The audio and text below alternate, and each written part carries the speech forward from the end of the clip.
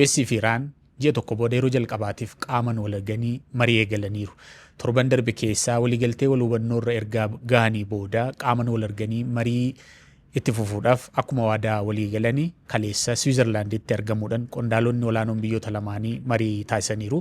Marii sa'aatii dheeraa fudhateera kan jedhamu. Marii kanarratti US bakka bu'uudhaan qondaalli olaanaan argamanii itti aanaa pirezidaantii Ameerikaa JD Vance yoo ta'an isaan waliin immoo ergamaan addaa Steve Witkoff akkasumas Jared Kushner gara Switzerland imalaniiru. Iraan bakka bu'uudhaan immoo ministeera dhimma alaa Iraan Abbas Araghchi akkasumas immoo dubbii himaa paarlaamaa Iraan kan ta'an Mohammad Galibaafidha.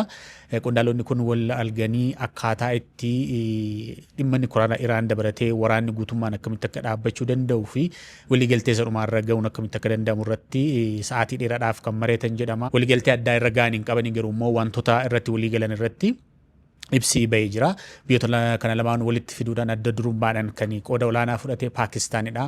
Yeroo dhiyoos immoo Kaataarisitti dabalamtee Kaataariif Paakistaan biyyoota kana lamaan walitti fidanii kaleessa erga mariirra ta'anii booda ibsa waloo baasaniiru jechuudha. Ibsa waloo kana keessatti maal irratti akka walii galanii fi maal irratti mariichuuf akka deeman ibsamee jira.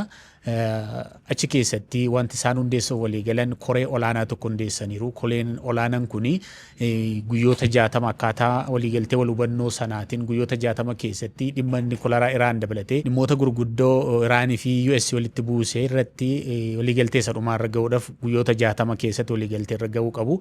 Akkaataa kaleessa mari'atametti egaa koree olaanaa kana jalatti koreen teeknikaa hundaa'ee koreen teeknikaa kun mari'atee koree olaanaatti gabaasa.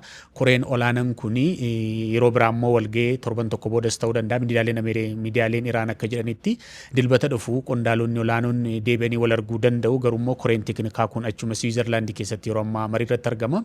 Kanaaf koree teeknikaa hundeessaniiru. Inni kan biraa immoo Libaanos keessatti waraanni dhaabbatee marii kana jeequu akka hin dandeenyeef waraanni akka dhaabbatu qaamni to'atu hundaa'ee jira. Kunis bu'aa marii isaanii kaleessate jechuudha.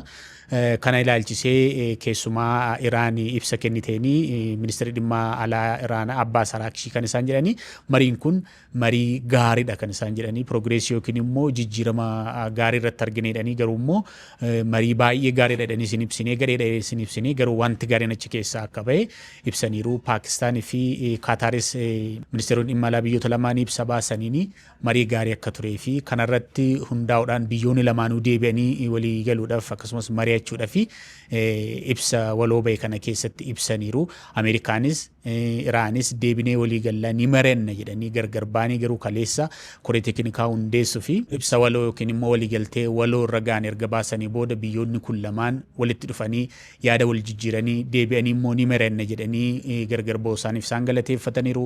Akkasumas immoo koree olaanaa hundaa'e kana jalatti koreen teeknikaa hundaa'e dhimmoota garaagaraa mari'atee koree olaanaa kanatti akka gabaasus biyyoonni kun ibsaniiru jechuudha ibsa waloo ba'e kana keessatti. Kanaaf egaa amma qondaalonni olaanoon Iraan Mohammad Abbas Araghchi fi akkasuma Mohammad Galibaaf gara Iraan deebi'aniiru. Kan Ameerikaas akkasuma Switzerland ba'aniiru jechuudha.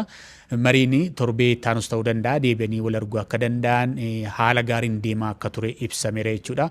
Kanaan wal qabatee dhimmi Libaanoos biyyoota kana lamaan gidduutti danqaa ta'a jedhamee ibsamaa ture. Israa'el ibsa kenniteen kaleessanumaayyuu ministeerri muummee Israa'el Benjamin Netanyaahuu haasaa magaalaa Yerusaalemitti taasisan keessatti Libaanos keessaa hin baanu jedhanii keessumaa naannoo nageenyaa security zoonii hundeessine keessaa tasumaayyuu hin baanu. Iraanii fi US walii galanis walii galuu baatanis Iraan nukilaaraa hidhachuu hin dandeessu.